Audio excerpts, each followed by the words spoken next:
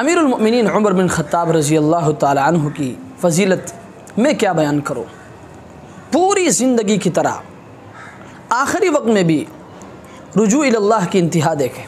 حضرت عبداللہ ابن عباس رضی اللہ تعالی عنہ فرماتے ہیں کہ آخری وقت میں اپنے فرزند حضرت عبداللہ ابن عمر کو بلایا اور فرمایا کہ عبداللہ میرا سر تکیے سے ہٹا کر زمین پر ڈال دو تاکہ میں اپنے اللہ کے سامنے اپنا سر زمین پر رگڑوں، شاید کہ میرے رب کو مجھ پر رحم آ جائے.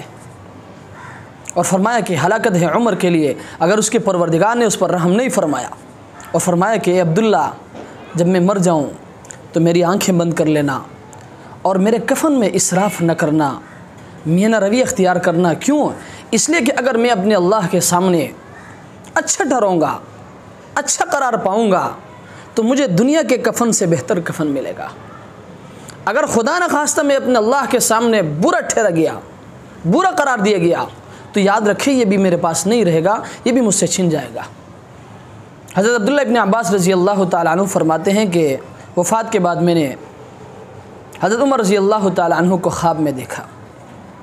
میں نے عرض کیا امیر المؤمنین کیا معاملہ ہوا؟ فرمایا وجدت ربا رحیما، میں نے اپنے پروردگار کو نہایت ہی رحم کرنے والا پایا.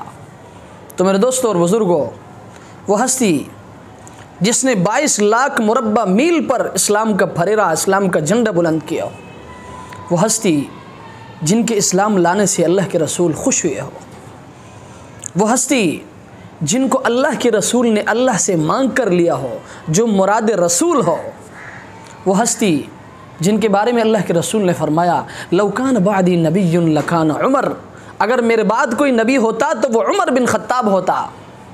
وہ ہستی جن کے اسلام لانے سے اسلام کا بول بالا ہوا، جن کے اسلام لانے سے صحابہ کرام رضوان اللہ تعالی علیہم اجمعین خوش ہوئے، وہ اپنی آخرت کے بارے میں اتنے فکر مند ہیں، وہ اپنے آخرت کے بارے میں اتنے سوچتے ہیں، وہ اللہ کے حضور کھڑے ہونے سے اتنا سوچتے ہیں، اتنے فکر کرتے ہیں کہ میرا کیا بنے گا، میں اپنے اللہ کے سامنے کیسے کھڑا ہو جاؤں گا.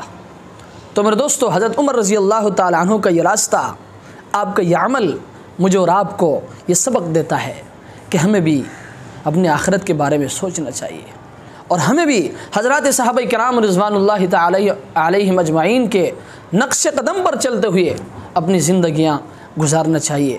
اللہ تبارک و تعالی ہمیں حضرات صحابہ کرام رضوان اللہ تعالی علیہم اجمعین سے محبت اور پھر ان کے نقش قدم پر چلتے ہوئے اپنی زندگیاں گزارنے کی توفیق عطا فرمائے. وآخر دعوانا ان الحمدللہ.